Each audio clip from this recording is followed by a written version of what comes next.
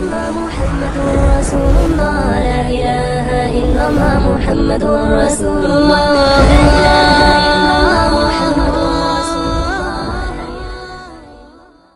میری مفتی صاحب میری بیوی 8 مہینے ہو گئے اپنے باپ کے گھر جا کے بیٹھ گئی اور بول رہی ہے کہ میں پردہ نہیں کروں گی، بھلے سے آپ مجھے طلاق دے دو. اب آپ مشورہ دیں میں کیا کروں؟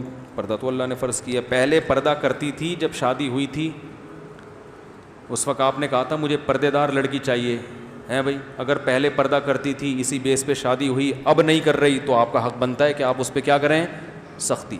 اگر پہلے پردہ نہیں کرتی تھی آپ نے ایز اٹ از کو قبول کیا، اس کا مطلب آپ بھی مینٹلی طور پہ ریڈی تھے، وہ بھی ذہن میں تھا کہ مجھ سے پردہ نہیں کروائے گا. اب آپ گن پوائنٹ پہ پردہ کروائیں گے تو یہ کام آگے چلے گا نہیں.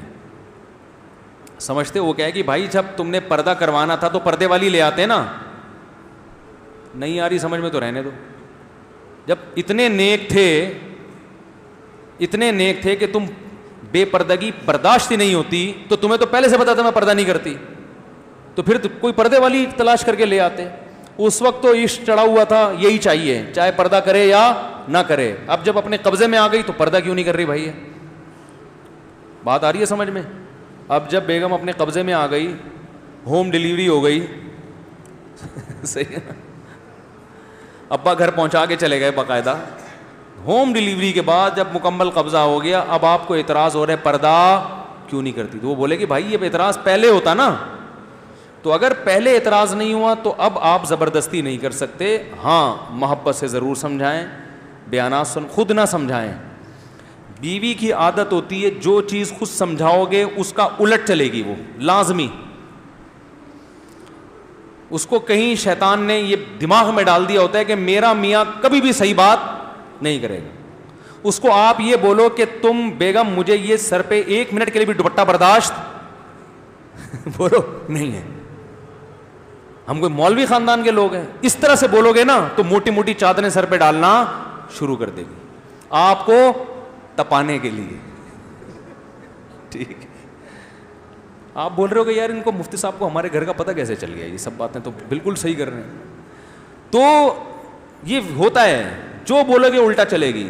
عورت تو میاں کو مانتی کہاں ہے، وہ کہ تو کون ہے، تیری اوقات کیا ہے. وہ نیک ویک آدمی گھر سے باہر ہوتا ہے میرے بھائی، گھر میں کوئی نیک نہیں ہوتے، سب گھر کے باہر کی باتیں ہیں. میں بہت اچھا بہت زندہ. باقی عورت وہ ٹیڑے والا قصہ جو ہے نا، وہ ٹیڑے اڑ رہے تھے، وہ سوچ لیا کریں.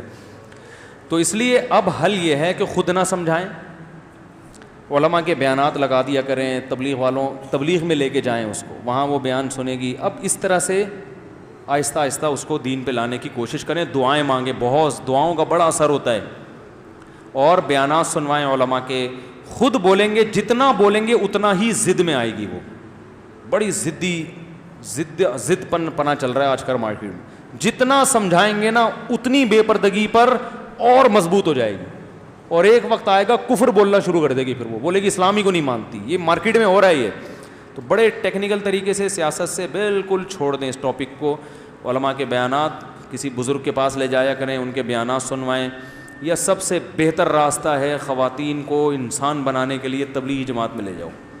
3-4 دن جب دیکھیں گی نا سب برقعے میں، اسکارف میں، اللہ رسول کی باتیں، ایسا سکون ملے گا، اس کا دل چاہے گا کہ میں بھی. ہمارے ایک دوست تھے، انہوں نے واقعہ سنایا کہ میں جب کہیں بیرون ملک تبلیغ کے لیے گئے اپنی اہلیہ کے ساتھ، لیبیا تھا، کوئی عرب کنٹری تھا.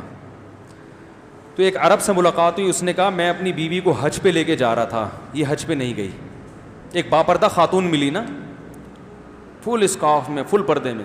تو عرب نے تعارف کروائی میری وائف ہے، ایک دور تھا میں اس کو حج پہ لے کے جا رہا تھا اپنے خرچے پہ، یہ حج پہ نہیں گئی کہ وہاں اسکارف لینا پڑے گا. اتنی پردے سے نفرت کہ وہاں کیا کرنا پڑے گا؟ اسکارف.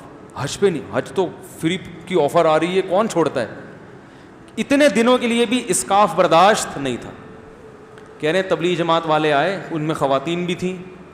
اس کو میں نے ویسے ہی بٹھا دیا، میں نے کہا سلام دعا کر کے آ جاؤ، اور پھنس گئی. تو جو خواتین سدھر نہیں رہی ہیں نا تو ان کو جماعت میں لے جاؤ.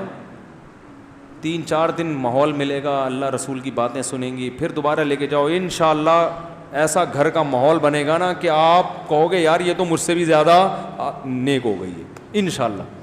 تو ہر کام تبلیغ بڑی سیاست سے ہوتی ہے. آرڈر بازی کرو گے نا, یہ کرو وہ نہیں کرو, بیگم یہ پردہ کرو, وہ نہیں کرے گی, چل نکل یہاں سے. ٹھیک ہے نا, پڑھایا سمجھانے والا.